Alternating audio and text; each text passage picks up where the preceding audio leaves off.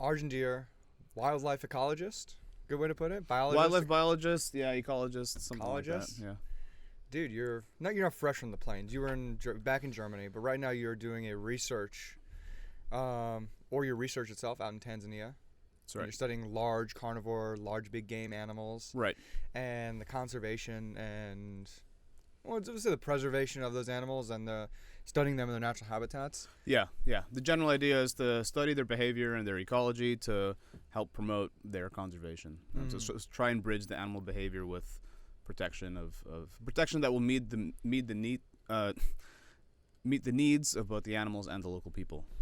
How are we doing with that? Because the way I see social media and the way I hear the news or headlines, seems like everything's dying, which is like a new trend. Things weren't dying before, but now they're just dying at a rate they've never died before. Yeah, it's hard to be optimistic based on how things are going and how things have gone recently. But all we can do is try, and it's an issue of it's a more complex issue. Like the more you get into it, the more you realize how much complication there is and how much everything is tied together. So, you get into it because you're interested in the animals. Then you realize if you're interested in the animals and protecting the animals, you have to understand people, which involves social science, which is like really not my thing. But I've had to have that whole aspect get super involved with as well. So it's complicated. Oh, you said something before. You were talking about it hasn't happened this way before. It hasn't been studied before. What do you mean by that? Or things haven't been moving at this rate, or the animals haven't been dying? I didn't understand what you were saying. Yeah, I mean, we're currently in the midst of a mass extinction, the 6th mass extinction in Earth's, okay, I've seen that. Earth's history that we know of. Yeah, I'm sure you've heard of it. And wildlife populations pretty much globally are declining. That's the general trend. Their patterns of behavior are changing. Trending down. Trending down. Like yeah. a good stock market. It's a definite it's a definite bear market. Oh God. Go ahead. Go to the bear market thing. Yeah. So it's a definite bear market for the animals. And it's like across pretty much almost all taxa. Not every animal is declining. There are some that are actually benefiting from human activity and human expansion. Which ones would those be? I mean, the classic example is the rat, the brown rat. There you go. A lot of people don't know this. They were limited until the Middle Ages to Central Asia. That's it. Really? There were no rats. Like there were no rats in New York. There were no rats in Europe. And then with the advent of shipping and the slave trade and everything, the Columbia Exchange with things having to cross like that. And then we think about the bubonic plague in the 14th century. Yeah. I mean, that was like the first form of mercantilism and That's trade. Right. That's right. With these Venetian sailors going back and forth. Right. And wow. I mean, the whole Black Plague and the Mongol invasion of Europe. I mean, they brought these diseases and rats with them. Rats are crushing. And now they're doing great. I mean, hats off to them. They're like the ultimate generalist. They're not specialists. Their niche is very big, and they can do anything. And that's why they're doing so well in this time. At this time, in terms of evolutionary pressure, it's the generalists who are thriving, not the specialists. So you have your you have your pandas, which are like strictly bamboo eaters. As a classic example of an animal that's almost too specialized right now. And then you have your rats, which are or pigs, or dogs that are doing great. What are pigs doing great because we eat them? No. I mean, there are populations of feral pigs. Feral pigs in Texas, Hawaii. I mean, all over. They are crushing. Yeah, they're doing amazing. And have you seen Ted? What's his name? Ted Nugent, who just gets into helicopters. I have not with seen it, with machine guns, and he's just gunning them down. Yeah. Gunning down. Yeah. Well, right. because the way pigs, you don't want to call them multiply. What a weird way to talk about sex. the way pigs multiply. Yeah. Is they do it when they become feral and become wild. Yeah. They start becoming boars. They start developing the tusks. And they get leaner. They get athletic. They get tough, and they get aggressive, which is the scary thing for people because they can attack people. They can kill your dogs, whatever. And it's not just these places in the States. There's also Polynesian islands that have suffered a lot from pigs, and these islands have ground-dwelling birds or reptiles or whatever. And pigs are predators. A lot of people don't know that too. They hunt and they kill, and they're good at it. They're not taking down buffaloes or anything, but they can kill deer. They can kill sheep or whatever, and they breed quickly. It's one of those things just you'd love to see. Just a pig taking down a deer it's and eating it's it. on my bucket list. You'd like to see that, right? I'd love to. Yeah. So what are some other cases of generalists? We have rats, we have pigs. They're flourishing. Yeah, definitely. There's different types of what else? Rats, pigs, domestic dogs, which become feral. Feral cats. I mean, they're strictly carnivores, but the way they can live, the way they can adapt to human areas is remarkable. Some people don't believe that dogs or cats are carnivores. Right. Yeah. Some people feed them vegan diets, which is, I think, animal cruelty. But that's So yeah, these generalists are for now at least, their jack of all trades style is paying off. Mm-hmm. And I think it'll keep doing that. Yeah, I mean the rat problem here is pretty. I mean it's funny. I've gone from New York to Los Angeles, and these are places with the highest rat populations in the world almost now. Yeah. Again, it's a tough number to say, but they predict 9 million rats in New York City. 12 million here in LA now. Right. And it's interesting that people are making predictions about plague. Yeah. And the fact that these things can spread and carry disease. They can. I mean, Dr. Drew of all people is the one running around. Right. Skid Row in Los Angeles. Right. Advocating listen. There are just rampant cases of tuberculosis, HIV. HIV can't be spread through, through rats transporting them. Yeah. But there's several other diseases. Yeah. I can't think of off the top of my head. Yeah. That they're spreading. Yeah, it's nuts. And it's crazy. The only place in the world that has successfully eradicated rats is Alberta, Canada. The whole province has 0 rats in it. It's insane. Go on. So you have Canada, Los Angeles. Listen, and then you have this giant hole in I guess it's towards the west, like right east of British Columbia. If you look at a map of global rat distribution, there's just a big hole, Alberta-shaped hole, where Alberta is. Alberta-shaped hole. Yeah, it's amazing, and they had such an amazing eradication program, and they got rid of them. Go on. It's really cool, and I think other places. Do you know how? They did. I think they set out poisons and they banned breeding of them or keeping them as pets because now people keep them as pets, fancy rats or whatever. Who is keeping fancy rats? A lot of apparently. I mean, I would never, but apparently they're really nice pets. They're affectionate and playful, and they can come in different colors and yeah. You aware of this? I've seen it. Yeah, I wouldn't do it. I'm not a rat person, but yeah. Well, I mean, you could say would you say snakes are flourishing? Because you've seen the snake problem in South Florida. Yeah, so invasive snakes. Snakes. Yeah, those can, massive, 20 plus feet. Yeah, I mean the Everglades, and they have so much to eat. They got their muskrats, and they can eat people's cats or whatever. And have you seen those photos or videos of these 20-foot alligators and 20-foot snakes wrestling each other? Yeah. Oh my God, it's amazing. I mean, in the Amazon, there's the anacondas that eat caimans, which is awesome. Well, caimans they're not that big, and it seems like everything eats them. Jaguars eat them. Snakes eat them. They just. Yeah, Nile crocodiles are Florida alligators. Yeah, that's cool stuff. Oh, yeah, massive. I saw this video once of a caiman biting an electric eel, and then it got electrocuted and died, and the eel survived. Caimans just lose every time. I don't know. It got shocked. It was shaking like this, and then it. One species we can gladly see go away. Unless it evolves, of course. Evolution, real. If it becomes a generalist. Yeah. Now we want to go back into these Earth extinctions, or was these species extinctions? Mass extinctions. Yeah. When was the last one? We're talking about one that was fifth mass extinction. The quaternary extinction. That'd be the 65 million years ago with the dinosaurs. Yeah. Before that, that was the dinosaur one. There was the one in the Ice Age, Pleistocene. Are we talking about the 11,800 years ago, or 11,700 roughly, towards the end of the Ice Age. That's a screwy one right there. It is, and it's there. I don't know. I'm fascinated by the Ice Age because it was so recent in some terms, in evolutionary terms. Things weren't really that different in terms of the world's climate. Yes, it was colder or whatever, but we were around. I mean, our ancestors were there, and they were thinking and living and coexisting, or trying to coexist with these huge mammals, dangerous animals that we ended up wiping out. I mean, Africa is now the center of large mammal diversity and abundance. That's why it's famous for the safaris and everything. But during the Pleistocene, it was South America. There were giant ground sloths. There was Smilodon, the saber-toothed cat. There was Homotherium. There was all these fascinating animals, and they've been just completely decimated. Are you familiar with Graham Hancock and what's his name?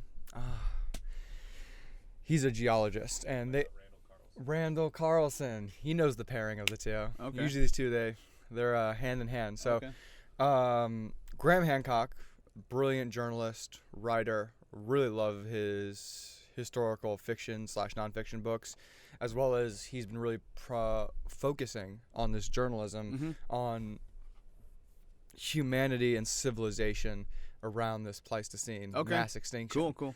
And where was humanity before 10,800 years ago? Okay. But there were two massive, and he's been able to pair them with Randall Carlson's these mass rock impacts with Earth, asteroid, meteorite, whatever you want to call it. Yeah. And they claim to have the evidence now from running around northern United States, going through Montana and Idaho and Utah, and just finding these massive craters where they believe that something hit those massive ice shelves. 10,800 years ago. Really? Which caused, maybe one of these massive flood extinctions, that maybe could have happened, in the Americas. That could have happened and triggered something across the planet. Yeah. Because, a lot of people they completely discount any biblical text or anything that, and remember, these things are stories. However, how can we draw any significance or maybe events that happened then? So, not just Noah's flood, but there's 200 different cases of old ancestral stories of a flood that had happened sure pre-civilization. Sure. And interesting. You talk about species and animals and being in this mass extinction period now, and civilization is just moving at such a fast rate. It's only moved linear. We're going through a mass extinction now. We haven't been affected as people. We're living in the best time there is to live in, but where is it going to go? What happened before? Right. That's a good question. Because we were people then. Yeah, we were. Were we just for 800,000 years or 200,000 years as people just had no advancements and no? I'm not saying we had flying cars or anything, but what was there? Maybe a little bit of civilization. Was there Mesopotamia before Mesopotamia? Okay, interesting. Yeah, and those are from the records and the things that they found in Göbekli Tepe in Turkey, that 13,000-year-old city that they found. Yes, there's one in Indonesia that they've come across and stumbled across, and just from all the digging and research they're doing now, and actually archaeologists trying to keep history as is and trying to defame people and discredit people for saying civilization. Oh, this is how it is. Yeah, right. 8,000 years old, Mesopotamia, into Persia, into Babylonia, and that's it. Indus Valley, all of that, and that's it. Right. So anybody coming out, it's, again, you'd think people who are in history, open to something new, discovery, change, they're stuck with these ideas. Still those trends. Yeah, sure. In all these things. But yeah. What do you think about that? Do you think that civilization just stopped, or do you think civilization just started? I think the rate of technological advancement has just sort of exponentially become faster. And so, maybe it seemed like things were the same for tens of thousands of years, but there was probably slow, gradual, increase in terms of what people could do and their, the systems that they had. I mean, they did have irrigation in the Indus Valley back then. I mean, they had a form of irrigation. So, things slowly developed and grew, and now we're just really seeing it. And we look at the records of the Sphinx. Yeah, exactly. Actually being watered exactly, yeah. And I don't know, even just the pyramids, I mean, putting those blocks up, I mean, things like that there are some incredible. Great primary sources you go back and read, and they talk about what was on the pyramids, because I think there was, I forgot when, there was a very massive earthquake that hit Cairo. They talk about rebuilding the entire ancient Cairo with some of the stuff on the ancient pyramids. So, they talk about in old records, or there used to be color on them and shiny objects on them. Yeah, this I heard about. And you're that's something you want to go back in time and say, what did those things look like, or how were they built? On the wall. Yeah, that would be amazing. That would be so cool. Unreal. Yeah. So, who's next? What species is dying next? Oh, wow. What's on the way out? I mean, during this conversation, some species have probably already gone extinct that we didn't even know existed. But yeah, I mean, it's those really specialized endemic species right now that live in tropical systems that we don't even know about, that probably are dying out the quickest. Okay. So amphibians are in a real crisis. You've probably heard about this chytrid fungus that it's been killing a lot of tropical frogs and salamanders and newts and things like that. Amphibians are really in trouble, and they're understudied, as a taxa in general. They're not super charismatic. They're often not very big. They're not very conspicuous a lot They of don't the time. do much. They usually start croaking or just floating or to they're getting us- out of water or going back in the water. Right. And to us, they're kind of simple or whatever, but they play an important role in the ecosystem, and they are dying out quickly. And then plants also. I mean, a lot of plants are, endemic to because you have these microclimates in these really mega biodiverse areas. Can you give us an example? Like the Amazon. Off the top of my head, I can't. I'm not a botanist, but there are plants that are restricted to very small pockets of forests or specific microclimates or microhabitats, and they're very susceptible. And now with things like deforestation and climate change, they're going extinct quickly. Yeah. And it's troubling. I mean, it's you can look at it through that lens. Some people just say this is just how it is. It's progress. It's things. Either species will adapt and deal with it or not. It's just, if they don't, too bad. I'm not saying I support that, but that's an attitude that I've seen a lot. Yeah. What do you think about the Amazon and everything going on there? Do you know exactly what's going on down there? Yeah, I mean, it's rough. I was just yesterday reading about it and watched some videos, not just in terms of the, environmental consequences, but also for the indigenous tribes that live there. It's quite sad. They're losing their ancestral homelands and stuff. And I know Bolsonaro is clearing it for farming and development and what Bolsonaro. He's the Brazilian president? Yeah. Okay. But it's really unfortunate. I mean, they are really one of the important lungs of our planet, and they're really burning, and it's sad. It's really sad, I think. Mm-hmm. It's very short-sighted, in my opinion. I mean, apparently this has been going on for like 3 weeks. Yeah, it has, and just now, the last couple of days is when the media firestorm, not to firestorm, but yeah, it's when the media firestorm took off. But I'm glad it's getting attention, man. I mean, a lot of these things happen kind of like under the rug, and then no one hears about it. But now, like, I opened Facebook today, and like everyone's talking about it. People who like don't know anything about ecology or whatever, they're worried. So I'm glad the awareness is there. Yeah, it's quick. It's something that's very easy and quick to make fun of. Yeah. Just say, oh, now someone cares. Oh, this post is going to save the rainforest. Yeah, right. But they don't realize that little heightened sense of, oh, wow, people are talking about this. Yeah. Someone, even if it's just like a small form of education, they're a little bit more educated on the subject. And there are NGOs based there in Brazil that are getting a lot of donations now. I can't name off the top of my head right now, but there's one that focuses on the wildlife, if you want, and the plants and stuff. And there's one that focuses on the indigenous people, and they're both getting a flood of donations now from people who are concerned or whatever. Well, I mean, you think of like HIV and AIDS in the late 80s, early 90s. Yeah. I mean, it's a good example. Billions of dollars thrusted into the study and the creation of different medicines, and bam, we have a treatment for that. Right away. Right. It really depends on our attention. Yeah, It depends on our focus and the imaginary green paper that we've given value. Right. How much of it can we throw at something? Exactly. I mean, this Notre Dame fire in France. Yeah. Such a classic example. Like, what is it? 3 billionaires just donated, like, I don't know how many millions of euros, and it was repaired like that. Mm-hmm. And I mean, think about it. If people really, rich people with power, really, really wanted to make a difference in this Amazon situation, I think they could. And hopefully they will. Now, what's going on in the Amazon? I mean, because the rainforest apparently has been. I got to spend some time there in the past 3 years. I've been in and out, doing the bus trip in South America. Yeah. I spent some time in the Peruvian Amazon, right on the Brazilian border. Cool. Lived there for a week. Yeah. I got to live in a hut. Tarantulas crawling on the floor. Yeah. Just man, yeah. Don't worry, those tarantulas aren't going to bother you. Just like, what if I have to go to the bathroom and I step on that thing accidentally? Yeah. I trust it might not hurt me. Yeah. But I don't want to bother it. Yeah. It's a special place. What is going on? Is it? A lot of people say it's for cattle grazing. A lot of people say it's for. We really need that much paper still? Is paper still a thing? Like, do we need that much paper? I don't think there's paper on this desk right now. A lot of it is for cattle grazing. Wait. Excuse me, wood table. Paper right there. Oh yeah. A lot of it is for cattle grazing, definitely, and then lumber. Yeah, indeed. That's pretty much it. I mean, plantations. I don't know what exactly they're growing, but there are plantations there. Yeah. For different types of trees or orchards or whatever. Yeah, I think it's a bigger question to go into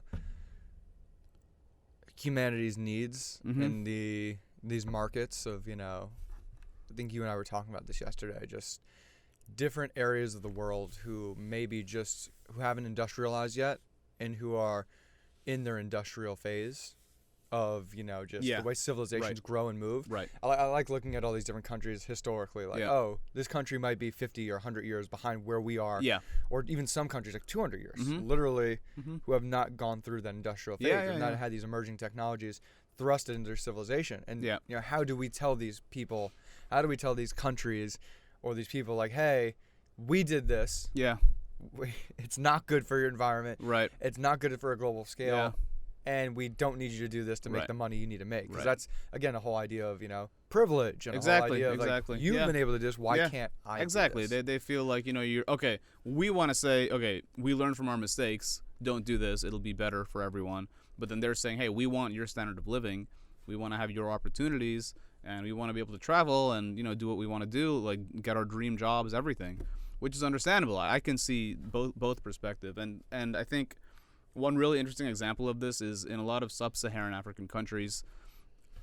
You know, we kind of went from like landlines to mobile phones. They never had that. They just went straight to mobile phones. So landlines were never really a thing, which is, I think, fascinating. Like in homes, in houses, if you go to Tanzania, they never had a landline. They just straight away went to iPhones. So I'll meet guys who, like, they might be even illiterate, or they, you know, they don't have a real job, but then they'll have an iPhone 7. And it's super interesting. I mean, I just find it fascinating. Like, they just how quickly capitalism or whatever spread and has influenced them, and in my opinion has improved their lives in some ways. They really, you know, I can keep in touch with them when I'm in Europe or whatever, my friends there, whereas, you know, even 10 years ago, if I'm away from Tanzania for 6 months, I would have no contact with them. Yeah. And it's nice. Truly amazing once you getting to grow up in such a, you know, the best place in the world to live, and you get to go out in the rest of the world and you get to see a little bit of everything else, The and perspective, taste yeah, a right. little of everything else and Right. experience, you know, Yeah. the whole thing, how the other half lives, Right. how the rest of Right. the world lives. Yeah. I can wake up here, you know, in such a great situation I have in Los Angeles, so grateful every single day. Yeah. The things I've seen, Yeah. it's like, man. Yeah. I think that's a big thing missing in a not just American culture but Western culture. Yeah. Is there's a lot of this victimhood Sure. and shame that we try to cast on ourselves. Yeah. Virtue signaling. Yeah. Oh, There's yeah, a lot of big virtue time. signaling Big time. across a lot of things in our culture. Big time. It goes into like, hey, we have it so great. To feel more grateful. I gotta feel bad about myself Yeah. and point holes in myself. Yeah. Not to make the rest of the world better, Right. but to make myself feel better. Feel guilty. Yeah. But in a Which good is way. really It's- interesting, and it's I very strange. think it negates people from actually going out and experiencing the Sure, world sure. and helping people around Yeah, the yeah, world. Because biggest thing missing in these Western American cultures is they don't realize their significance to the rest of the world. They rather feel guilty. Yeah. And they rather feel shameful. Right. But like you said, I mean, I'm sure there's people you've met around the world like I have, and it's like, oh my God. Yeah. You're American? Yeah. I just want to sit down and talk with Yeah. you. Yeah. Like, Right. who you are, where Yeah. you've been, what you've seen. Yeah. I want to talk about American culture because I Right. see this on TV. Right. And that's Yeah. just like radio, Sure. you know, TV, news, pop culture. Yeah.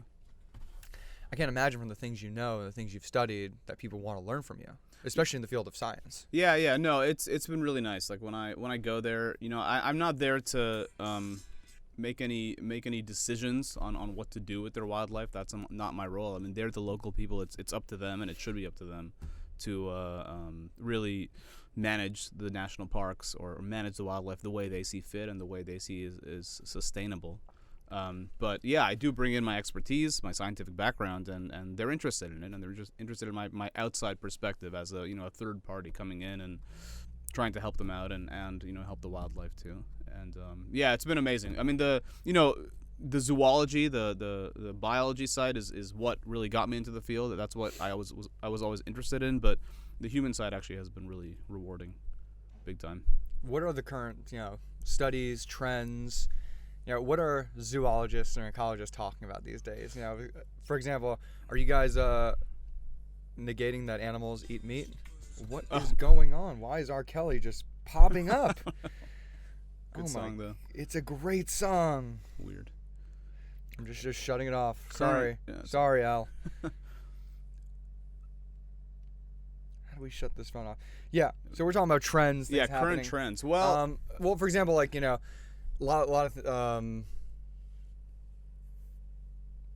some people, I don't think there's a mass majority of people think that animals might not eat meat, or they might not be carnivorous, or that being carnivorous or eating meat might be negative to, the environment. Oh yeah, I mean this is. I mean, is that rubbing over all the way into animals? Yeah, no. There are people who say morally. I mean, this is a fringe, idea in my opinion. I always believe it's fringe. A lot of people don't think the majority of people think this. Yeah. But yeah, there are people who say like, in order to truly end animal suffering, we need to kill predators too.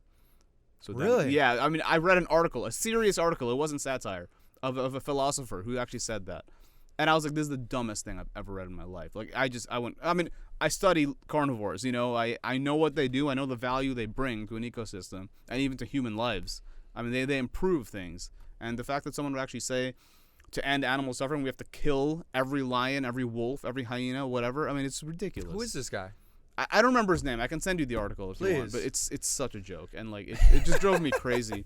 In terms of current trends, there was a meta-analysis done or a review or something done to show, like, in zoology or in wildlife biology or ecology, whatever you want to call it, how things are going.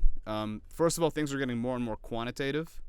So there's more and more modeling studies, like relying on statistics. I think they've always been quantitative. It's the fact They that have been. we're able to look at things Yeah, more granular. Right. And leveled. field studies are kind of going out of style, which I think is really sad. What would be a field study? Like what I do, where I actually go to the bush and I'm actually seeing the animals face to face, if you want, and collecting data and really getting to the root of the system. Really? There's less of that?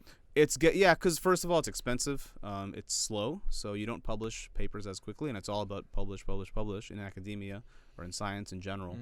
I mean, modeling is really taking over. So there are pure theoretical or quantitative ecologists who just are always on their laptops or always on their computers and never go to the field, but are still ecologists. And I mean, they bring a really important skill to the table. I mean, they're very good with stats, they're very good with programming and everything, and it's important. But I think the field side is also very important. And ideally, you have skills in both. That's what I'm trying to do. Mm-hmm. But yeah, it's a bit unfortunate, I think, because I think when you really separate yourself completely from the system that you're studying, you lose touch with it, and you don't know how it works, and you don't know the behavior of the animals or the behavior of the system or how it's all connected. Yeah, we can see that with U.S. politics right now. Yeah, exactly. That's a really good example. Good correlation. Yeah. Fascinating. Yeah. So that's one big trend. And then obviously climate change, the number of climate change papers that have been published or studies is like increasing big time. Obviously, it's not surprising. Yeah. But yeah, that's generally how things are going. Yeah. Now, how did you end up in sub-Saharan Africa? How did you end up in studying carnivores, or large game animals? Yeah, a series of coincidences and good luck. But I mean, I was interested in predators or animals in general, like even as a little kid. I just had a natural curiosity. I mean, my brother can tell you, like, even when I was 2 years old, I was watching Discovery Channel, all of that. And I loved the predators, like, Nat Geo Wild, watching lions, hyenas, everything. I'm a history guy. I mean, when you had some historical, battle scene set up, and we're talking about Attila the Hun. Yeah, right. Flanking a unit. I'm like, oh, this is basically porn right here. Right, This is great. Exactly, yeah. So I had the same thing with these these safari shows, David Attenborough, all of that, Jeff Corwin, Steve Irwin, and so that's what really sparked my interest. I also had just a natural scientific curiosity to understand how things work, what causes what, that's sort of the nerdy side. But yeah, so that sort of hypothesis-driven thing was there, but there was also just the innate curiosity, and then I did really well in high school in biology and science in general. So I studied wildlife ecology and management in college for my bachelor's, and then junior year I did a semester abroad in East Africa. That was my first time in Africa in general. So this was 2012, and that's when I realized okay, this is definitely what I want to do for my whole life, because it was my first time there, actually seeing these animals in person in the wild, not at a zoo, and actually collecting data on them. And I wrote my bachelor's thesis on Grant's gazelles, and I was just like, wow, okay, this is what I want to do. And then I wasn't involved with carnivores just yet. This was just still as an undergrad. Especially you're talking about gazelles. Yeah, exactly the opposite, the carnivore food. But then after I got a job, right after college, I got a job in Botswana to study African wild dogs, lions, hyenas, leopards, and cheetahs in the Okavango Delta. Mm-hmm. And so that was behavioral work. I was in my Land Rover out in the bush following them, collecting behavioral data, just, living out there, camping, everything. It was, and that really set me on the path. What a life. Yeah, it was cool. It was really. I was 22 at the time. I didn't know how to drive stick. I didn't know how to drive off road, so I had to learn that on the fly. I mean, it was crazy. It was completely insane. Any crazy stories? Yeah. I mean, there was one. Man, this is a classic. But there was one time this male lion named Hector, awesome name.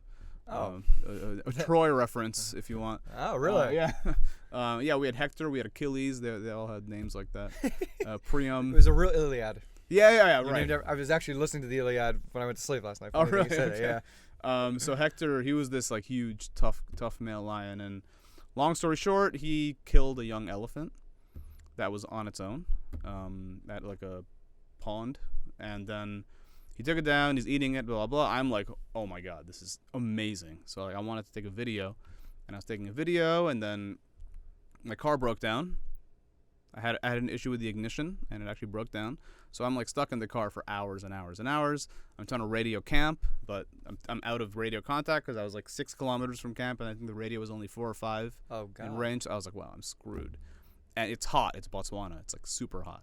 This is like southwestern Botswana, or is Botswana more like a little central? It's south central, central, directly north of South Africa. Okay. And I'm in northern Botswana. Namibia is on the west coast. That's right. That's right. Yeah.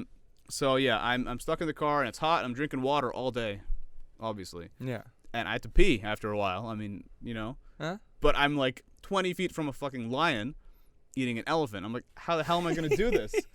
So I actually had to, I didn't have to, but what I did was I rolled down the window and peed out the window, and Hector noticed, and he was angry, and he comes running at me. And thankfully I'm in the car. So well, you're standing on the car seat. Like, I'm kneeling, yeah. With the crack in the window. Yeah. And that was enough to incite him? Yeah, because he could hear the water splashing or whatever. And, when you're close to them, and I wasn't, like, super close, but I was close enough. And then when he heard this noise, it just agitated him because he's protective of his meal, He doesn't want me distracting him or whatever, or trying to steal his food. Of course. So he's pissed off. He's like, dude, what are you doing? So he gets up, he, hits his tail against the ground a couple times. They'll often do this when they're annoyed. They, smack their tail against the dirt. And he gets up and starts running at me. And I fall on my back, but I'm in the car. So he comes up to the window, and then he's like, oh, screw it. And then he, walks off back to the elephant. And, unreal. I mean, it is a 400-pound male lion running at you. It's not like 3 or 4 years old. It was young. He was young. He was like 4, maybe 4 and a half. He was young, but he was strong and really aggressive. What's the life expectancy on these things? When is adult? What age is an adult for a lion? I would say around age 3 is when they're young adults, kind of an 18-year-old. Okay. In human years. And how long are they living for? 10, 12 years probably? It really depends. Male lions live a tough life. Yeah. They live a really tough life. Once you lose your dominance. Yeah, right. Yeah. So, I mean, you're born into a pride. You leave your pride at a certain age with your brothers or cousins or whatever, and you're a coalition then. And then you're just trying to find another pride, and you want to kick out the males that are already there. And then when you kick out those males, you kill those males' cubs that they had with the lionesses. And then when you kill those cubs, the lionesses come into heat again. So you mate with them, and then your cubs are born. So it's this endless circle of life, if you want. Is that similar with a lot of carnivores? I know with bears, that's kind of very similar as well in terms of killing the cubs of another male, and then that female bear going into heat, almost immediately. Right. It's not ultra common. I mean, every carnivore has its own sort of social system. Lions are really fascinating and extremely social, and I actually really like them, even though I study hyenas. I'm fascinated by lions, and that's quite a unique one though. So yeah, that's what the male lions do, and obviously, usually when they lose their foothold on a pride, and the lionesses, once they're a bit old already, probably, they might not be able to hunt super well anymore. That's often kind of the end for them. So, a lot of males will die when they're nomadic, when they're 3. A lot of them will die after they've lost the pride. So it can be anywhere from age, 6 is kind of the prime year, age 6. But yeah, I mean, I've known male lions who are 15, which is very old. These are wild, or are these ones that are protected a game reserve? Well, that counts as wild. Really? Yeah. I mean, The question of wild is what exactly is wild? I mean, it's hard, but I would say a self-sustaining wild population that can feed itself and breed and doesn't need human intervention at every step to keep it going is wild. And in that sense, yeah, those game reserves like in Ngorongoro where I work, Ngorongoro Conservation Area, those are truly wild lions, and there's no human control over them. But there's a fence. No, there's no fence in Ngorongoro. No fence at all. When does it end? How do you guys draw, like, where the game begins, where the reserve begins, and where it ends? It has an entrance gate, but there's no fence separating it even from the local town. So there's a town that it just kind of merges into. But obviously, you have the Ngorongoro Crater, then you have, which is part of the Ngorongoro Conservation Area, which is, I think, like 8,292 square kilometers. So it's a massive area. Wow. And people live throughout this area. So it's not just a national park where these are the animals and these are the people. It's all mixed together, which, has its pros and cons, obviously. But yeah, then there's a town, like probably 1.5 hours from the crater itself called Karatu, which is like a real town. I mean, there's like bars and everything, grocery shops, I mean, whatever you want.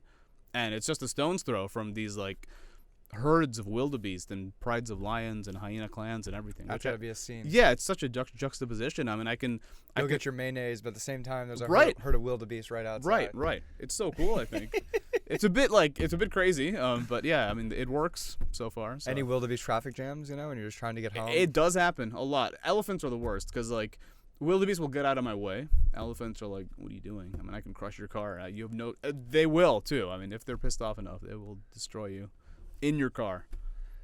So not to be messed with. It's truly amazing. Now, we talked about lions, and lions are big game animals, or large carnivores. Yeah. What other animals were we talking about out there that are carnivores? Oh. And not just like exclusive, I would say, to Africa or sub-Saharan Africa, because I think that's you said where the most are. Yeah. Because I mean, you think about South America, okay, we got jaguars. Yeah. There are pumas. Yeah, that's right. But I mean, besides that, there's not many other. There's the spectacled bear, which most people haven't even heard of. It's a bear, as the name suggests. It lives in the Andes, and it looks like it wears glasses. It has these like black rings around its eyes, and it's about the size of an American black bear, so it's not huge. We're talking 4 to 8 feet right there. But yeah, no, it's big. I mean, it'll destroy anyone who wants to fight compared to it. a grizzly or a Kodiak bear, which are so things are. Yeah, those are way bigger. But massive. but yeah, it still counts as a large carnivore, and it's bears. Obviously, most bear species aren't hyper carnivores, so they're not eating 90% of their calories from meat. But they will eat meat, obviously. Yeah, we're talking bears, big cats. Yeah. Anything else that's left on this planet? Bears, big cats, wolves, hyenas, dholes. I don't know if you've heard of them. Dholes. Dholes. What's a dhole? Dhole. It's also called. I know Rachel Dolezal, but It's also called the Asian wild dog. So they're in India and East Asia and Southeast Asia. It looks like Asian wild dog. Yeah, they're beautiful. And most people haven't heard of them, which is sad, I think. But they look like medium-sized red dogs, and they're real. I mean, that's what they are, but they're wild, and they hunt really well, and they live in packs, and yeah, they're really interesting, and they can take down like. I mean, in India, they fight with tigers. Packs of dholes versus tigers. I mean, they're famous for that, and yeah, that's another example. There's African wild dogs, which are like wolves. I mean, it doesn't sound like there's that many carnivores. No, there aren't. I think people. I had to talk with Sean Baker, who right. We'll call him a human carnivore. Yeah, right, right. Hyper carnivore. Yeah, incredible guy. Go back and listen to that show if you want to learn more about the human carnivore diet.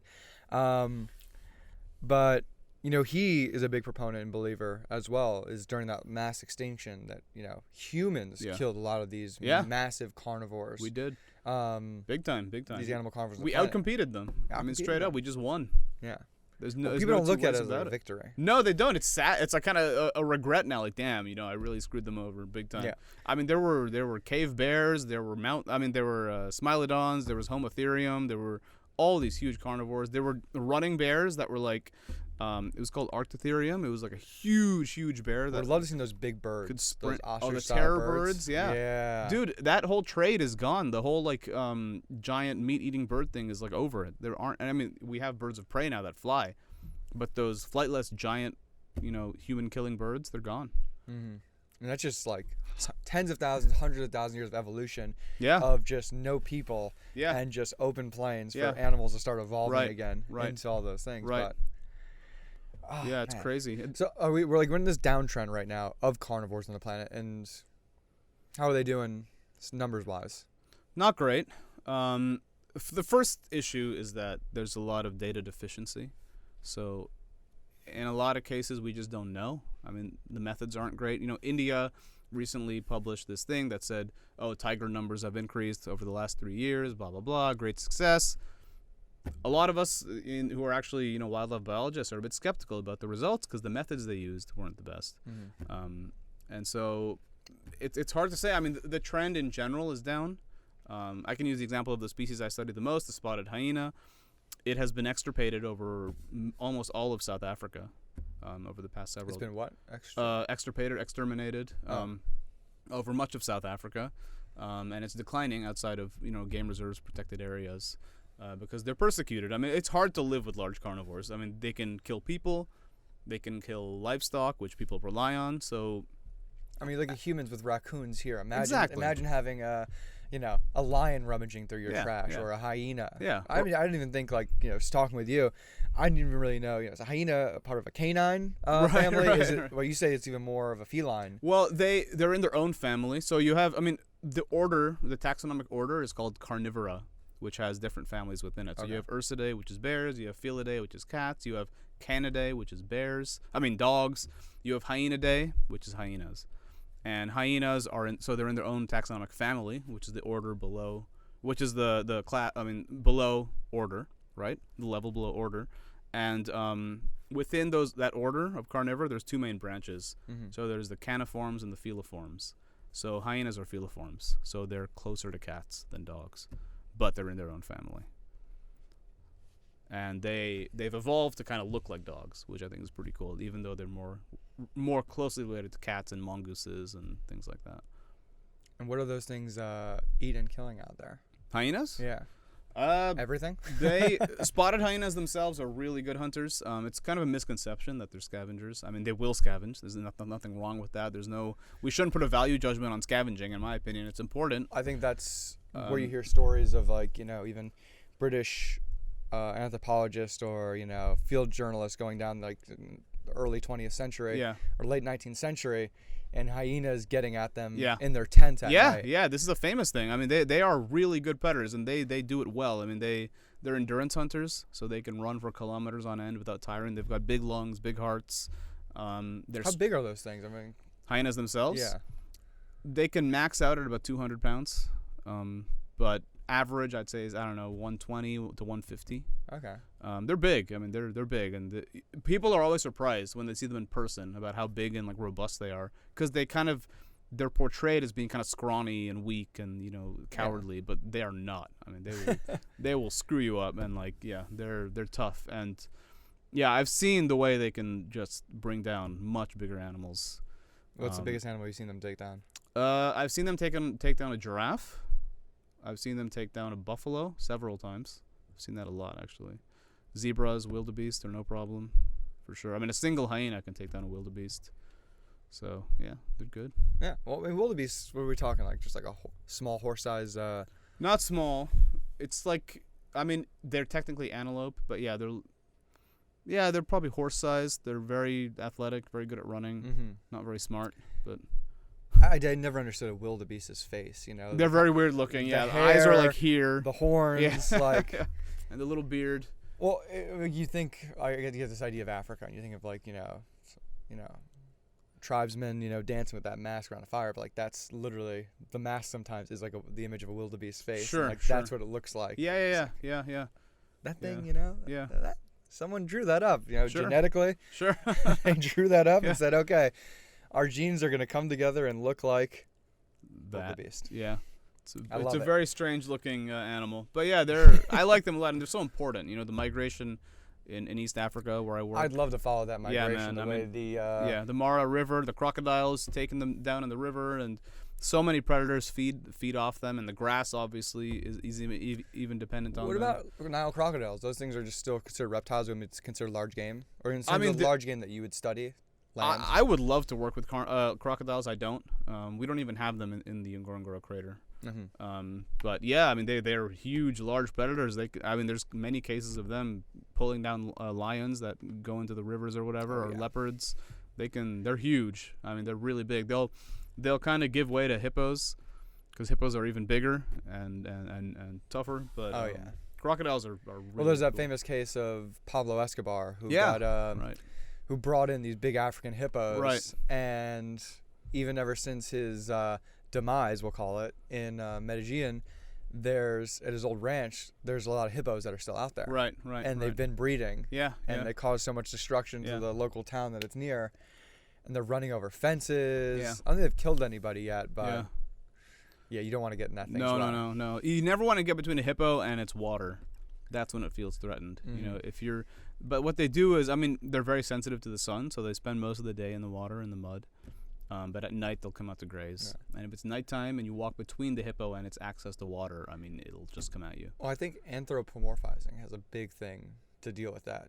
And I think that is a big problem with how people understand nature in the environment. Sure. Yeah. I mean, just the way you talk about hyenas. And people just clearly, coming out there and just misunderstanding them. Yeah. They're very, very misunderstood. And it's something that, it's very easy to blame the Lion King. 1994 or whatever. That was so recent. I mean, we have to dig much deeper and look at human evolutionary history and how we interacted with hyenas over millennia. I mean, we competed with them, for dwelling spaces, caves.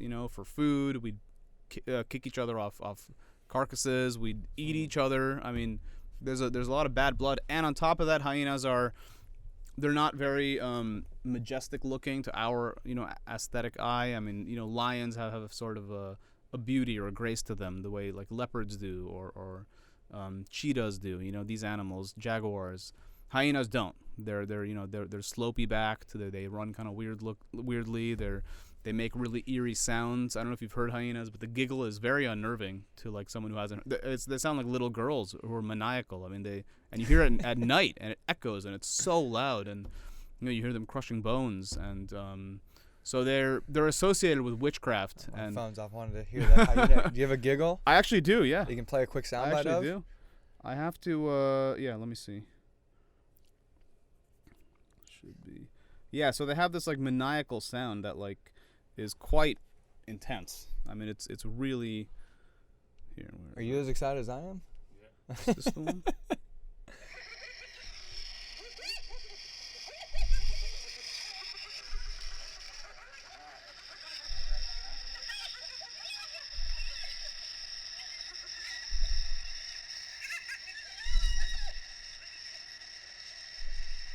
Yeah, if you're in the complete pitch black dark and you're hearing that. Imagine being in your tent or your cave and hearing that, and hearing them eating bones, and maybe eating one of your family members or something, while he or she is wailing for help. I mean, this is what you hear.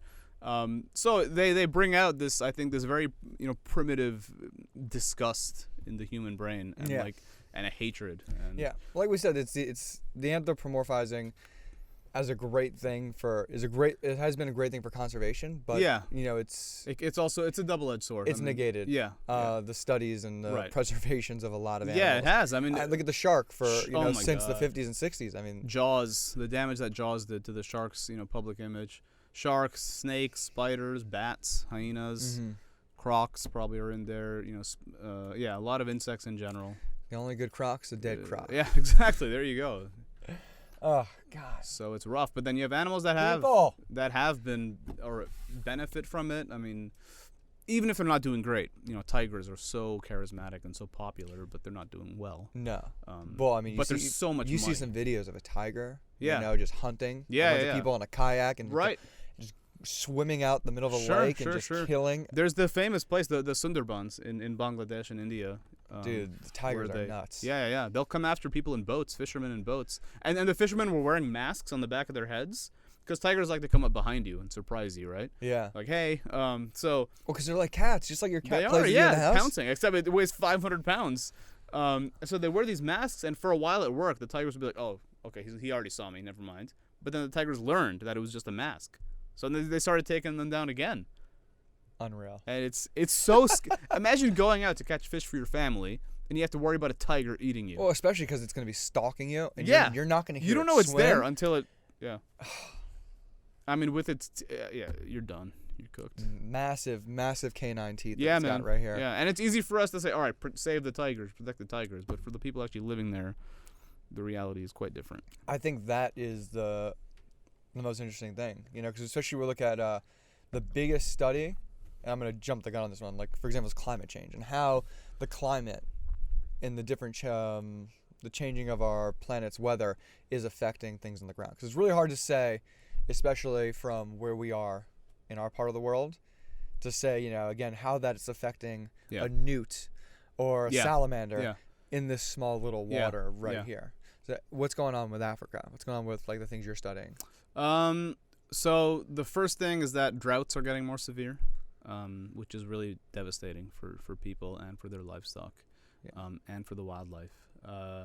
With droughts getting more severe, the grazing, the pastures dry out, the wildlife migrations get affected, and people's livelihoods are at stake.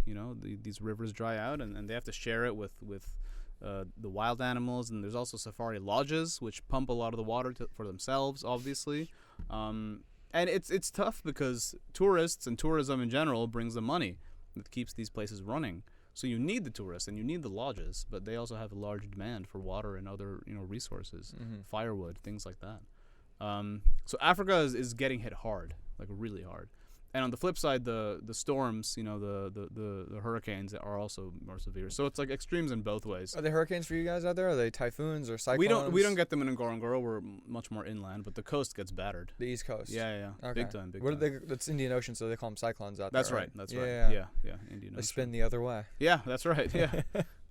So it's tough. I mean, it's extremes in both ways. When we think of climate change, we often assume it's just global warming. It's just getting hotter and hotter and hotter. And yes, overall the world is getting hotter, but in some places the patterns are different. So it's just extreme, extreme cold, extreme heat, extreme dry, extreme wet.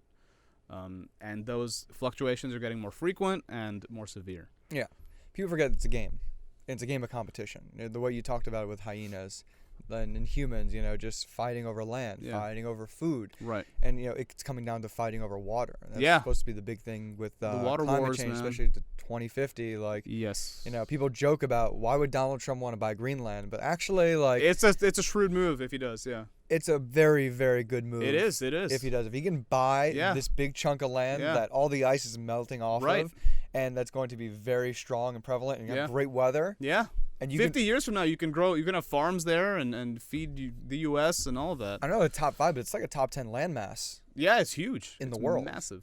Yeah. It'd be a good snag and goodbye because I mean, I don't know if the mass migrations we've had in the past 5 years. I think it's been much more due to war. And economies in Northern Africa as well as the Middle East. Yeah. Moving up towards Europe. Yeah. And now we're seeing that in Central America here. Yeah. It hasn't. We haven't really seen the water wars and the climate refugees. The climate refugees happen yet, but it's gonna happen. It is, and I mean, there are issues now with water. You look at India, Pakistan, the classic example. I mean, all of these rivers are glacier fed from the Himalayas. Now those glaciers are retreating big time because India and Pakistan are at a subtropical latitude. They're not on the equator, but they're also not as far north as Europe or where we are in the States. Delhi's not too far from the equator. Yeah, exactly. Delhi's 28 degrees north, which is equivalent to Florida, basically. So it's pretty far south. And the fact that it can get so cold there is it's amazing. It's amazing. But yeah, so the Himalayas are pretty close to Delhi, and those glaciers are going quickly. And what's going to happen when the Ganges or the Indus River or the Yamuna dry out?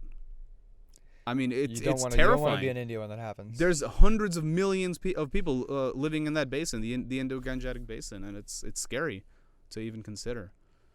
And India and Pakistan already are at each other's throats for decades. Are those glaciers regenerative in terms of I know there's different layers every winter. Whether it's snow, top snow, or top ice. Yeah, that gets regenerated up there. Yeah, I mean, in theory, yes, because of the monsoon, the rains come, the snow comes in the Himalayas, it freezes over and it joins the glaciers, but the replacement rate is not fast enough. So they're losing quicker than they're gaining, which is scary. So what else is being studied out there in terms of, we know some of these animals are being affected by climate, but what else are they being affected by? I'm sure humanity. Habitat loss is actually a bigger overall. And human impact is still like the biggest. Yeah. Maybe not climate-wise, but direct human impact. Yeah, definitely. I mean, I'm not even going to say hunting or poaching necessarily. These are factors. I think they get a lot more attention than they should, to be honest. Like, yes. Would you say hunting is more positive or negative to the animals? I'm actually not anti-hunting. I know that, I think it has its place and its time. I mean, it's a situational thing. I'm not going to say all hunting is good or bad. But trophy hunting, when it's well regulated, so that's an important thing. It has to be well regulated and well controlled with quotas and everything. It can be great for the local economy. I mean, if you have an American or a European coming in and paying $50,000, $100,000 for a lion trophy or elephant ivory or whatever. I'm sure you have that's right now even like a huge Asian market. Yes. And that's a huge economic boost to the local people. And when you kill an elephant, the local people also get the meat. Which, think about how much meat an elephant provides for a village or something. People forget just like a cow. Like if you bought a cow, you almost have enough food for your entire year. Yeah, right. Months on an elephant. I mean, that's years of food, and it's really nice, I think. And it employs people. It employs rangers. It employs guides. It employs trackers. So, hunting has its place, and animal welfareists will disagree with me and say it's morally bereft. Well, are those more of your colleagues, or are there more people that maybe aren't directly there? Well, how would you say, like, your stance on that? Where do you stand with your stance on that matter in like ecology? I'm definitely more on the pro hunting side than most people probably. Okay. I don't hunt myself. The most I've ever done is done fishing, but I'm okay with it if it's well regulated. I'm not saying we need to just go rampant and kill arbitrarily. We are in need of cash, but we're not in need of cash to start trophy hunting every old lion. And ideally you don't want to kill these male lions in their prime who are still young, who can still breed and produce cubs. But if you kill older males who actually often make more handsome trophies because their manes are huge and dark and they're big and they've got battle wounds and scars and all that, that can be a beautiful trophy, and they've sort of surpassed their potential for continuing and having more cubs. So then I see no harm in that personally. But welfareists will argue that's not natural. You're killing another life form. Blah blah blah. I think we need to leave. I think we need to be more pragmatic and realize that for now, even if we find it distasteful or unpalatable to kill these animals, it's often necessary. And there is a huge demand for these trophies. I mean, hunting is a big industry. Well, I mean, the most famous one is, there's been Cecil the lion. Cecil, oh my God. There's... Yeah. I mean, walk us through it, because I think a lot of people, like you said, animal welfareists, who would say, like, there's just no place for this. It's not good. How well regulated is it now? Like, for someone to come out there, bring $100,000. Yeah. Like, what goes in that process? It totally depends on the country. I mean, you have on one extreme you have Kenya, which allows no hunting whatsoever, at any time, no hunting at all. It even burned its whole ivory stockpile a few years ago, as like a symbolic gesture of hunting is not going to happen in this country ever again. How do you feel about that? I wasn't crazy about it. I think well, in terms of like, you're thinking like money to go back into the natural system. Right, instead of burning it. I mean, they could have done something productive with it and sold it for like millions and millions of dollars and donate it back to their people. Yes, but instead of just burning it, I mean, I don't know. I thought that was a bit destructive. I mean, I understood like the emotional impact or whatever, but that's not. I think it was a bit not very logical. I don't know. I'm a logic-driven person, and I just try to be pragmatic and practical with these things, and I just don't think it was a good move. But it was up to them, and it's, then you have countries like Zimbabwe or South Africa, which South Africa is probably the best example of a really pro-hunting culture, and they've done it well. I mean, to their credit, it's a country with a lot of people. I think it's the biggest or the second biggest economy in Africa. Imagine behind Nigeria. Yeah, I was gonna say Nigeria. Or where's Egypt? Well, anyway, I don't know where the ranking is, but yeah. South Africa it's one of the BRICS countries. I mean, it's an emerging power or whatever, and it has a really nice system, and it has small reserves, fenced reserves. Yeah, I've been to a few down there. Yeah, and the animals, to their credit, they live at high densities, and they manage them well, and yeah, I mean they're doing okay, and they hunt. I mean, hunting. I've so many South African friends who hunt, and they have the trophies, and they'll even make meat or sausages out of the game animals that they kill. And that's no worse than us buying beef or something. It's kind of a double standard. Oh, you're wrong for killing this oryx or this hartebeest or whatever for making your biltong, but then we go and buy beef. Yeah. How are we any better? I mean, we're just scavenging. They're actually hunting.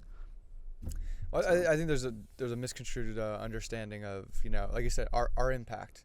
Yeah. With any kind of farming, whether that's for factory farming for animals or factory farming for plants. Yeah. Because you can look at the Amazon and say, well, why is half of the farming for soy production? Like, why is soy not a natural for the Amazon, but we're clearing so much land for soybean production to create oil? Yeah. Or, again, and food for cows. They feed them. Food for cows. Yeah. We our guest that's coming for show next week, Allie Moore. She's a bug advocate. Okay. And she's making a big push for bug feed for fish and animals. Okay. Because if it's bug feed, it's much more biodegradable for the environment. You mean insects? Insects. Okay, cool. So using insects rather than soy or corn or grain. Interesting. And if you're using that, it's going to take up a lot less space. Because those things and it's high protein, obviously. It's high protein. Those things degrade very well back into the into the soil. Sure. The biodiversity of the soil stays rich. I mean, you think about all the minerals and vitamins that are coming in just with bugs itself. A lot of magnesium, a lot of BCAAs, branched-chain amino acids. Yeah. Because as they're talked about in this house, so people don't realize again. I mean, the big thing with meat eaters as well. They'll say how many animals are killed to get your vegetables or to get these things, especially if it's not supposed to harm. Right. All this stuff. So again, I don't think people realize the impact and what people need. Yeah. Where those people are living and how much of an impact it has on their culture and society itself. It you talked about I may know all this about animals and I may know about science, but I don't know much socially. Right. Exactly. Exactly. And trying to understand the people and the impact of the animals and the people and their symbiosis, or them trying to find a way to live and work together. Exactly. It's such a perspective changer to actually go there, be on the ground, and immerse myself in the local culture and really talk to them. And if I just come there and say, hey, I love hyenas and you should too, I'm just being like a missionary who's pushing my values on them and not respecting their history and their experiences, and it's very cringy. And that's what I think. Admittedly, when I first went to East Africa when I was 21, that was kind of the attitude I had. And then I made friends with people and actually made an effort to learn their side of the story. And then you realize how difficult it is. I mean, I know people whose family members have been killed by hyenas. How do you think they're going to react if I come there and say, "Hey, you should protect hyenas"? Hey, my brother got killed by one. I mean, how can someone say that? Or like my mom got killed by one. It's tough. It's really tough. So I get there. I go to South Africa. Good hunting culture. I get there, or before I even get there, who am I contacting? And I really don't think it's that easy. Or maybe you're telling me it's not that easy to go out there and just go kill a lion or kill an elephant. No. I mean, you'd need to get in touch with a safari outfitter. One of the reserves. A reserve. And there's so many safari companies. I mean, it's a competitive market, and they're trying to get clients. So you're saying there's more regulation going into that than buying a gun in America, probably? Oh yeah, hell, I mean, come on, that's not even a fair comparison. A good correlation and understand that people could bridge the gap. It's easier to go kill a large carnivore in Africa or a large game animal. Yeah, kill an elephant. Than getting a gun here in the States. Oh yeah, definitely. Okay. You could kill a leopard too. I mean, there's the big five. The five, they're considered the five most dangerous game animals. Sounds like a Fox News show, the big five. It does, yeah. So it's the leopard, the lion, the buffalo, the elephant, and the rhino. Oh man, that African buffalo. That's a mean creature. It is. It's tough. They're tough. Not to be messed with. Not the greatest at meat, but not the best. Gamey. Not the best. A bit gamey, a bit dense. But people got to go out there and try some of that game meat. I know you've had a bunch. Yeah. I got to have some. I'm a big fan. Got to eat alligator in Florida, but then eating crocodile out there. Right. Good meat. Yeah. Good not meat. Bad at all. I need any deer-related animal, I think, too. It's, yeah, delicious. Amazing. Yeah. The game farms, like when I was in Namibia, we had I was working there, but there were a lot of farmers who were raising eland and springbok and kudu. I don't know if you know these animals, but kudus are beautiful. They have these giant spiral horns. They taste so good. I mean, kudu steak is amazing. I mean, you talking about this? Are you gonna get in trouble? No, not at all. No way. No? No. You can talk about eating animals like Yeah, this? yeah. People I'm not killing wild animals. I'm buying. These are game farms, so people will actually farm them and have herds of these. Are people this rational about this? Yeah. Because I guess for an outward perspective, not mine, but I think a lot of people, they just think like, oh no, these fields, these industries, these, fields of studies, they're very left-leaning. And Yes. they're only one way. Yeah. And there's no other... There's just no other perspective taking in. Well, that's what I like. I mean, ecology has, obviously it has that type of attitude, but there are people who are quite rational and look at the human side and try to be practical and realistic and not so idealistic about things. And I mean, these game farms, for example, they'll slaughter the animals, right, for meat to sell at the market to people. But then they'll throw away sometimes the offal or the skin, and guess who benefits? The carnivores.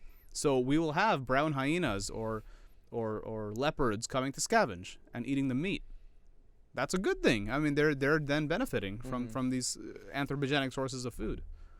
So in a way, it can be good. I'm not saying it's a perfect situation. I'm not saying it's ideal, but this is the world we live in, and they're doing what they can to survive.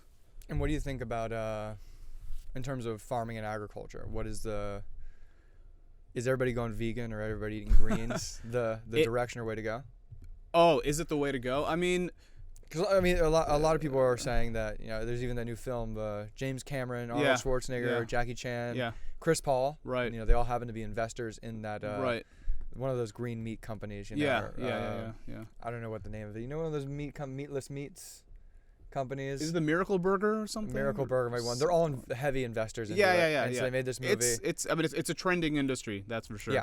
And I applaud people who do it. I'm not someone who's gonna make fun of vegans. I'm not gonna insult them. I mean, it's a lifestyle choice. It can be for climate change, which I admire if that's their reason. I also think if it's ethics, it's their personal beliefs, even if I may or may not agree with them. I mean, it's a personal choice. I'm not gonna push my values or my personal opinions on them. And I think it is true that cows do produce methane that isn't ideal. I'm not saying the beef industry. I'm not going to demonize the beef or cattle industry, because the healthcare industry produces more, of these greenhouse gases. And we also have the issue of there's a lot of people in the world who are, impacting and have large ecological footprints, especially in the global north, if you want. But I'm okay with vegans. I mean, I think it's great. I have so many friends, especially in Europe, who are vegan. I think we have to be realistic and not disrespect people who maybe eating meat is part of their culture or part of their lifestyle. I mean, the people in northern Canada or they rely on seals and whales and things like walrus, that. Yeah, walrus. And there are sort of these radical groups that I think are very disrespectful and sort of portray these people in a really bad light. And I think it borders on racism, to be honest, like pushing this sort of sometimes this vegan value system on others who don't want to live that way. And it's often the indigenous people who suffer. Yeah. And I think that's not cool. I mean, well, it's going to be interesting. You look at Germany, who's implementing a 20% meat tax. Yeah. And I mean, you think about like the very big Muslim population who just migrated there. Sure. And are you going to tell, right? Hey, that goat you're going to slaughter don't for celebrate Eid, the holidays, or that lamb you're going to slaughter? I mean, I've lived in Kuwait. I remember the blood just rushing through on the street from a butcher shop. Yeah. You're working at a school right down the street. This is Kuwait. You think, this is not, the middle of nowhere. This is Kuwait. There's an American over there teaching basketball, and blood just dripping out of the butcher shop, and you see that lamb just completely skinned hanging in the window. Yeah. And hey, it's gonna be 20% more. Right. For wanting to eat this thing. Right. It's again, listen. This is what we're eating. We're eating kebab. Yeah. We're eating our Muslim meat cakes. Right. Right. They're delicious. It's tough. I mean, I don't know. I don't know about this whole meat tax thing. I don't know enough about it to really. Neither do I. Yeah. But it's because again, it's tough, because in this battle of ideas in our cultures we're facing all around the country, it's left or right, conservative, progressive. That's the thing. It's binary, which I don't like. Everything, no like nuance. Both ideas, they're both, they want the best. None of someone's calling someone else evil, they're probably completely wrong. not everybody is inherently evil. No. Yes, we all have our ulterior motives, and in this game of survival, we're all looking out for ourselves. Yeah. But we're talking about the movement and pushing people towards a general positive direction. Yeah. It's gonna have there's a positive idea behind it. Yeah. It might not be your idea in the way you want to see things going. Right. But again, it's the hardest thing. I think, you're out there on the front lines with these hyenas and seeing, how people are affected there. And in turn, how it affects, people in this world over here that they live in. So, the message is there, but how do we get just everybody on board with an idea? I mean, it's happening more. It's happening faster than it's ever happened, but people are getting even more impatient. Right. Because things don't just happen. It's not happening fast enough. Yeah. Exactly. Incremental progress or whatever. Yeah. What do you think's the way to go in terms of conservation-wise? Any way that we just get people on board? Like, hey, no more anthropomorphization, or maybe more anthropomorphization. Less meat, more greens, more meat. Yeah. Eat a balance. Yeah. Right. I mean, one thing that's been good in wildlife research in general is the media side has. Because people want to know really how they can grown. help. They want to know how they can make They a change. They do. People make fun of people who are just reposting something about the Amazon now, but something like that helps. Right. That's the power of social media. I mean, it's benefited. Now there's crowdfunding for different conservation projects. There's ways you can donate or support or sponsor them, and I think that's been really good. A lot of these, like the Jane Goodall Institute. I mean, they have such a big following, and they raise so much money, and they do amazing work. And that's their reach on social media and on the internet. I think that's something we as scientists need to really capitalize on and learn about. And also, like, alternative means of earning money, I think, is a good way, because in science, the traditional model is you apply for a grant, and you may or may not get it. Now grants are getting more and more competitive, and there's less and less money. So the acceptance rate for like major grants from the NSF, the National Science Foundation, is less than 10%. So you spend hours and hours writing this grant that has like a 1 in 10 chance of getting funded, and it was a waste of time. So we have to find ways to make money in other from other sources like filming or content. Exactly. Social media. Content's king. Wildlife channels. It's great if they can, monetize their videos, things like that. I mean, these things help. Maybe investing in cryptos. I mean, we have to be creative now and find other ways, other means of money making. And any way people can support you and support the projects you're working on? We have a website, hyena-project.com that they can go, and it says donate. If people want to donate and help support hyenas, then they're welcome to do so. What about you as the individual? I mean, how do you make money? At the moment, How do scientists make money? My salary is covered by my research institute, my monthly salary. But we also have grants from really amazing organizations like National Geographic and the IUCN, things like that. Okay. So yeah. Fantastic. Well, I think we're gonna save the planet. Oh wait, no, we have to talk about these. Oh right, the straws. No, not that straw. Oh. Just the plastic straws in general. Oh, okay. Your stance. Your take.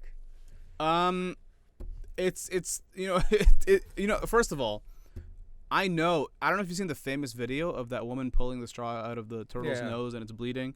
So I don't know her in person, but like I've spoken to her on Twitter and stuff. Yeah. Christine Figgener or Finnegar, I can't remember. But yeah, I mean, obviously that type of video is very emotional, and it's sad because there's blood coming out of the turtles. Well, it's like the hyena. And you talk about the laughing. Yeah. And you can hear the animal scream. You Yeah. can't hear anything underwater. That thing comes out of water. Right. Again, that hits in a chord. Yeah. Yeah, so it it's does. A feeling and emotion. It's when you can hear something, you can hear pain. Right. It's a very visceral thing. That's what gets people. Yeah, exactly. I mean, I think there are, in a way, it's nice that it's getting attention, and yes, plastic pollution is a thing, but there are bigger problems. Like, I think the plastic straws are almost a symptom of like a much larger thing. Yes. So it's like putting a Band-Aid on a much bigger wound. Well, we talk about recycling. Yeah, that's the thing. I mean, it's a systemic issue, a societal thing that we need to solve. And, I don't think just banning plastic straws is going to do that much. I mean, there are also people who rely on straws, people who are disabled, who can't drink without straws. They were upset, understandably. I mean, we didn't account for them. So I don't think this straw ban is necessarily the way to go. It's raised attention and awareness for this pollution issue or whatever, or recycling, but We need to do more. I like to joke and say, I think I've seen more deaths of nettle straws Yeah, right. than I've seen more turtles die of plastic straws. Right. I think that turtle made it. I think we. It survived. Yeah, I think they it released survived, it and it was okay. You know. Yeah. Is there any more turtle videos like that, or is there just that There one? might be. I mean, there's a lot of famous videos or like photos of fish that are like full of plastic in their stomach. Well, yeah, you see the Oh, yeah. six-pack ring. is Right, the birds famous getting one. choked and I don't know how they or got the that- wings getting screwed up. how those animals got inside that six-pack ring deep enough that it started choking them. Yeah, I'm not sure. I mean, Now I'm starting to think conspiratorial stuff. Like we gotta stop, because now I'm just thinking like, how did that thing get all the how way did they get in? Yeah. all the way on its neck? Right. Stop. Yeah, we gotta stop. I'm thinking conspiracy theories now. No, again, it's a great cause. Like, hey, we need to be aware of this. Yeah. If it's to get us to using less plastics, because again, it's a spin-off of the oil and gas industry. Right. I mean, it's so crazy to think that this is made from gasoline. It is crazy. Oil and It's a petroleum. fossil fuel product. Yeah. It's crazy. I mean, my issue is with the single-use plastics. These are like the wispy plastic bags you put your avocados in at the grocery store. You don't need them, and they're bad. I mean, you use them once, they tear or whatever because they're super fragile, and you toss them. Well, it's funny, I carry my backpack around everywhere I go, and why do you have a backpack on? Well, I really don't know what I'm gonna need, and throw your groceries in there. Yeah. Throw your Right, stuff in there. exactly. That backpack's lasted me 3 years. That's I'm gonna what I wear do. that thing till it falls Right. off. Right. Actually, it might be older. I'm not buying these like single. I do the same thing. I have like a proper bag that I use every time when I go to the I grocery store. don't own a car. Me either. Well, in Tanzania I do. Yeah, but it's again, those little things, but at the same time, we can't be negated as people to think that there's no benefit in that, because Right. it's not really. You're never going to actually see the change you want to be in the world. It's very hard to do that. Yeah, that's exceptional. You don't just get to be Elon Musk. No. To be Elon Musk. Most of us. Yeah, exactly. And to put a rocket in the sky. Right. Or inspire people to do that. It's Right. how much inspiration and positivity, and how many good ideas and messages you can put out there that other people can continue to build Right. and spawn on those ideas. Yeah. Literally, that's the way to be the change in the world. Sure. And you want to think big picture, you're not working hard enough. Right. If you right. want to see crazier change, you gotta work harder. Yeah. Get to the bush, get to Africa. Yeah. You don't want these lions dying, get out Go there. there, yeah. Go find out Yeah. what it's like to go live with those And people. believe in it. Believe in your mission. Yeah. That's the big thing. It's such a big proponent, but more people are affected by it. More people are. I think humanity is trending forward. Like I said, the linear line of destruction and ingenuity and creativity, we've been able to stay ahead of it. Yeah. We're still moving. We Yeah. are in a mass extinction, right now. Yeah. But technology. I mean, green technology is a big thing, and people are investing in it, and it's hot. I mean, look at Tesla. Look at all these different. things. How's solar and wind energy out there? Is that something that you see massive wind turbines in the middle of the Serengeti? No, not at all. There's a lot of potential, maybe. I mean, they have their own environmental impacts. Like a lot of birds and bats actually get wiped out by windmills and stuff. Really? Yeah. I have a colleague who's actually studying that in Germany. Wind turbines that are how many bats get killed by them. Oh my God, that would just You can't win, man. It's always something. It's not about winning. Because it's like okay, these wind turbines, maybe they have lights, right? What do the lights attract? Moths, Bugs. insects. What do the bugs attract? Bats. So then you have these bats that are flying to these things that kill them, and it sucks. And you think about that massive little strobe light, Right. that goes off. And Yeah. how big that strobe light might be, the size of this room. Yeah, It's on exactly. Like a 100-foot windmill. Exactly. Oh my God, that's gonna be attracting the most bugs. Yeah. Those yeah. things must get so dirty. I never thought Exactly. about them before. Think about just Yeah. like you think about your windshield, and just like if you're driving through Central Florida and there's just big many bugs coming through, and now imagine a windmill. Yeah. I mean, imagine the destruction, and then we put in this thing to feel good and be green, and then you're killing animals by doing it. Yeah. It's rough. Well, again, it's not about winning. It's how do we? Someone's gonna lose. Definitely. I think we no haven't matter found a way what. to be God, and we haven't found a way to say, Right. hey, Right. this is just. Yeah. Justice is never balance, or justice is balance, but Yeah. it means somebody is losing. So, and always. And Always. yeah, I mean that's the thing we got to get over, but that's just the thing. It's just not fair, It is not fair. That's just, and that's just the reality. But that's the thing we live in. can't get over. Yeah. And how do we get people to look outside that rationality, or to be more rational, to say, but again, you're not the You're not the guy who lost his mom to hyenas. Right, I'm not. You're out there studying. I'm the guy who was raised in the States and finds them interesting and wants to study them. So it's, yeah. Arjun Dheer, this is fantastic. Stuff. Yeah, thanks for having me on. Really Wasn't good. planned, but I mean, I'm so happy we got too. the show going. Yeah, me too. Happy I got to meet you Pleasure. this week. Yeah, that was really great. What'd you think of your bus riding experience? Good? Good, really good. Yeah, highly recommend it. That's a 5-star review. If Absolutely. you haven't done one already, you're still listening. The very few. No, there's a good amount of people listening. Go ahead and leave one. But please, I know we talked about before people can donate. Please let them know how they can find you. And I know you stressed this before, but stress to everybody again, people going out, watching that content, sharing the studies, the videos that are created, from the stuff you make. Yeah. Well, I'm on Instagram, Arj Dheer, ARJDHEER. Same on Twitter. And we also have the Twitter account for the Hyena Project, just Hyena Project, and a YouTube channel, Hyena Project. So you can check out our content. We upload videos very regularly, updates from the field, getting up close and personal with the hyenas. And if you're interested, then check it out. How do I get to come out there? Well, we'll arrange. We got to get your permit first, but once we do that, come out and let me know what paperwork to film send. some hyenas. Yeah, I'm so in. We're going as dangerous. It'd be super fun. We're talking about in that car, outside radio zone. Yeah, maybe right. Broken down. Yeah, just lions, don't pee out the window. You'll lions be okay. pouncing on the car. Yeah, right. I've only had one experience with lions. I got to walk with these two at this game reserve. Oh well. Young ones, about like 2 or 3. Mm-hmm. And again, all we had was the 4 guys. We call them wardens. The people that would work there, and they all had sticks. They weren't carrying guns. Even though we had these 2 semi-adult lions. Yeah. And it was just like if they got a little too close. Remember, guys, do not turn your backs to these things at all. Okay, good. Hey, lion just starts making snarls at the guy. He's like just poking a stick at her about really? hitting it. It's like, is that enough? Yeah. Is that enough? And they put like a stake in the tree, and this thing goes bam, bam, branch, like up 15 feet of tree. It's like, Really?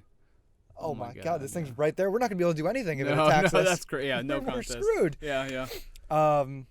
But again, it's a humbling experience. Yeah. I also swam with great white sharks on that same trip, so I mean, Whoa, I went the whole carnivore Yeah. Wow. spectrum right there. Okay. So I'm ready That's extreme. Yeah. for the hyenas next. Yeah. Just keep your hands in the car. You'll be okay. Oh yeah, I can't lose anymore. Yeah. Don't. Anymore. What is these called? Digits? Yeah. Can't- Digits, fingers. Almost lost the pinky toe.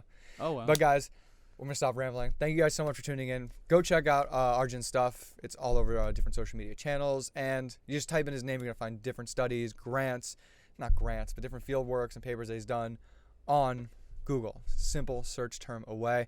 And guys, thanks for tuning in this show. Don't forget to hit the subscribe button, all the good stuff. I got to go through all that good stuff, what you should do, why you should do it. Plugs. This is like you asking for money for grants. Yeah. This Right. Is me, Exactly. this is me plugging myself away, selling myself to the system. Yeah, guys, and then sharing the show. Sharing the show always helps. There's share button on YouTube right here. There's links to be sharing that all over your social medias. Go check out the stories, all the different content we're creating. And if you want to be a part of the show and be with the show, we're just a DM away. Come join the bus driver experience. And that's about it. Anything else we missed? That's it. Oh, merch. We got merch. Bus driver experience merch. We got to pay Brian. There's only one way to pay this guy, and I need to sell merch. Go get your bus driver experience shirts. We got coffee mugs. They're not here yet. I'm going to have them for the next show. There's phone cases. Again, I don't have them here, but imagine having that logo right here. Right? It feels good. And you don't have it yet. So get to the store. Go buy one. Just do it. Busdriverproductions.com. And I'm out of breath. That's it.